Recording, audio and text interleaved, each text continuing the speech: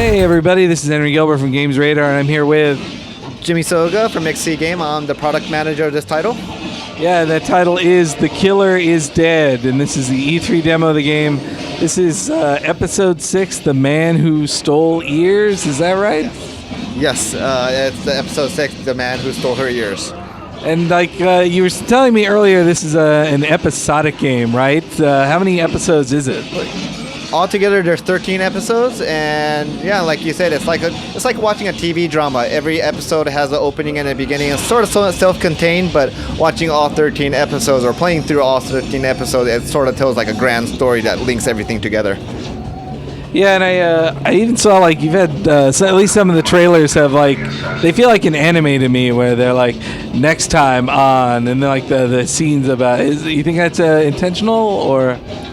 Suda really wanted to make it something like that. Like after every episode, they're having like you said, next on Killer is Dead, but it sort of slowed the pace of the game down. So they were able to do that in the Japanese trailer.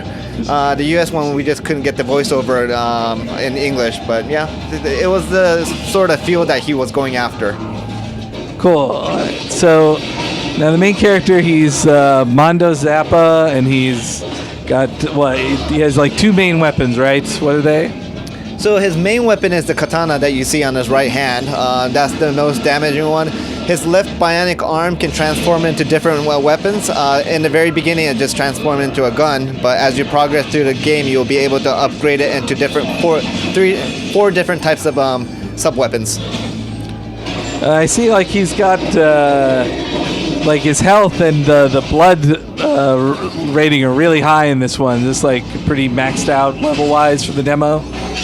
Yeah, this was just for the demo, so even for people who haven't played the game, won't die consistently. But as you progress through the game, yeah, your health meter, which is the diamond-shaped thing, will increase, as well as the blood drive that you see. And the move that you just saw, in this game, you'll be able to dodge, and if you dodge just at the right timing, you'll be able to execute this super counter attack, which you just saw. Yeah, I really like that. Yeah, and there's it kind of reminds me of other like third-person, action games, the blocking of the sword and dodging like that. Though I also liked how you could, if someone's blocking you, you can counter like just punching them with your arm. That seemed pretty cool to me.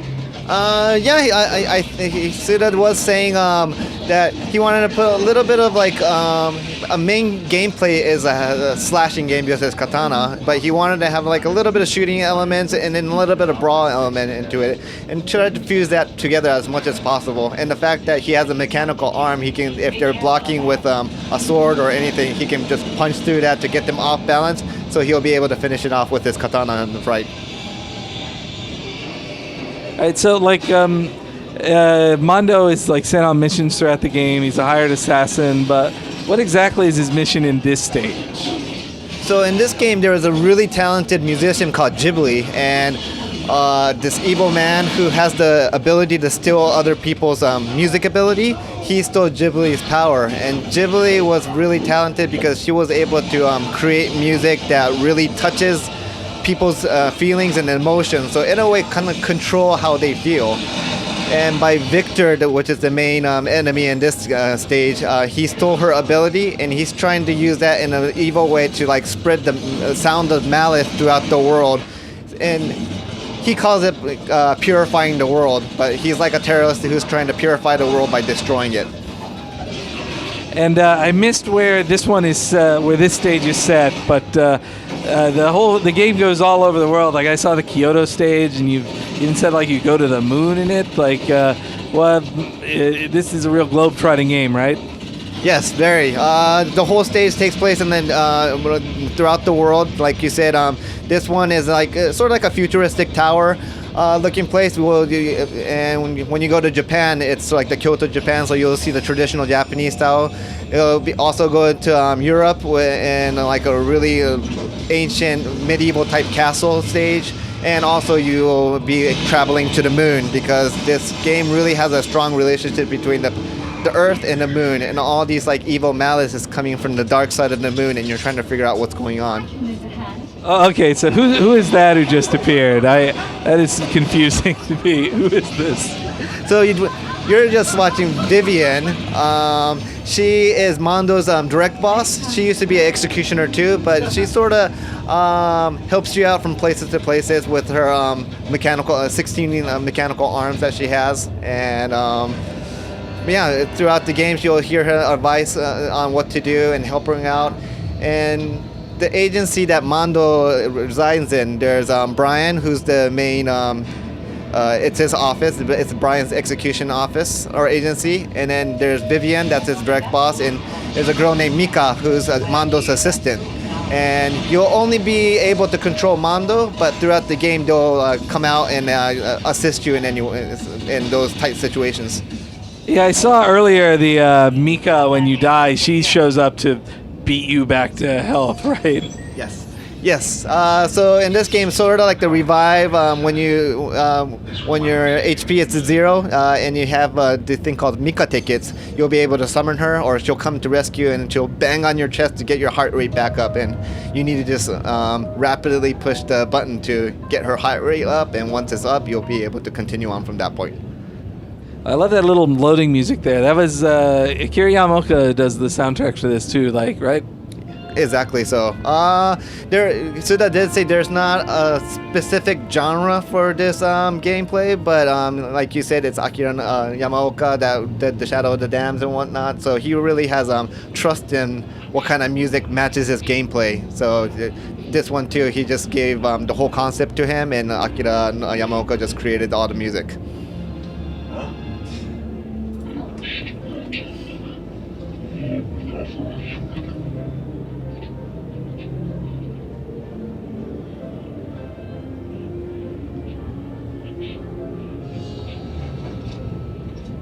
And so, I will mass produce these sounds of malice and transmit them throughout the world from this very tower, which will serve as an amplifier.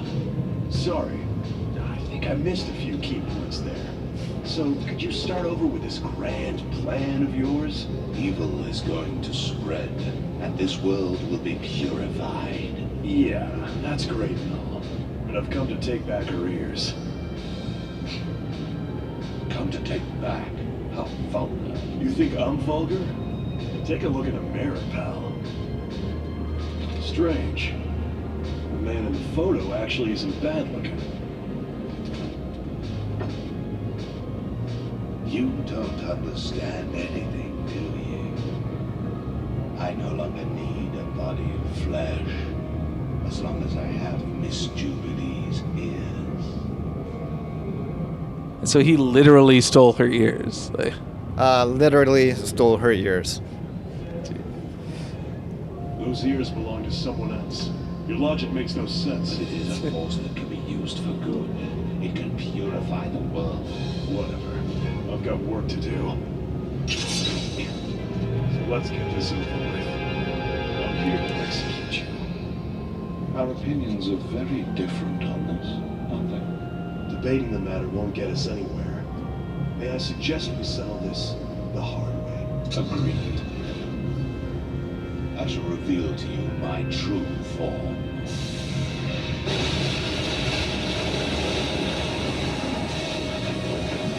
so the subtitles on those scenes there, was that a localization choice to have like the type like kind of off and not just a straight line?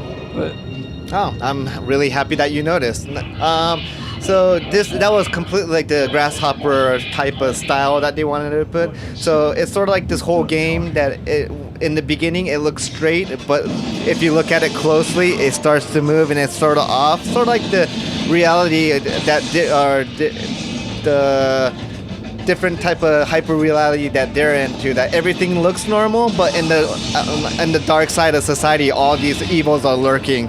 And it's sort of, they wanted to kind of show that in the little pieces of places like the subtitles. And this game is pretty like, it still has the same kind of like Suda 51 sense of humor too, as I saw in this scene, right? Like, I guess it kind of wavers between comedy and drama, right? Very much. It's a little light. It's a little more serious than his other titles.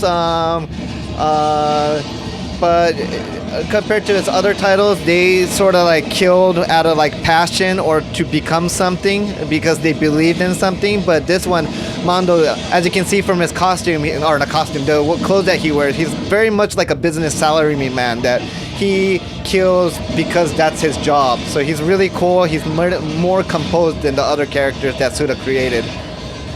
Yeah, I remember earlier this year I interviewed Suda about this game, and he compared the character more to James Bond than anyone else, and which is just a guy who does his job and kills for assignment.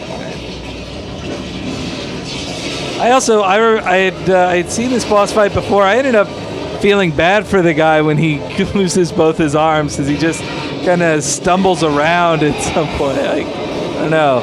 Did you feel bad for him? So that's I guess that kind of relates to what kind of character Mondo is. He doesn't really kill because he has a goal, or he has like he's passionate about killing. To him, it's just another assignment or a job that in his assignment is to take out this his target. So in the Mondo sense of way, yeah, he has no remorse or like no pity.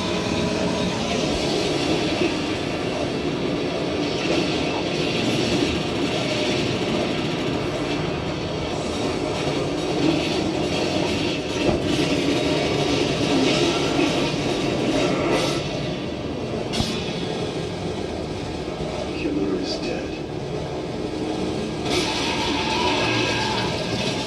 Well, and so Mondo like gets the killing blow on all his enemies, but you actually do it every time, right? When you finish off the assignment, right? Exactly. So yeah, Suda really wanted to put in something that after you finish the part, he wanted to make cool, so he made it like a cinematic cutscene. But the final kill, the final blow, he wanted the player to actually do it and not just watch. That you're actually doing the execution.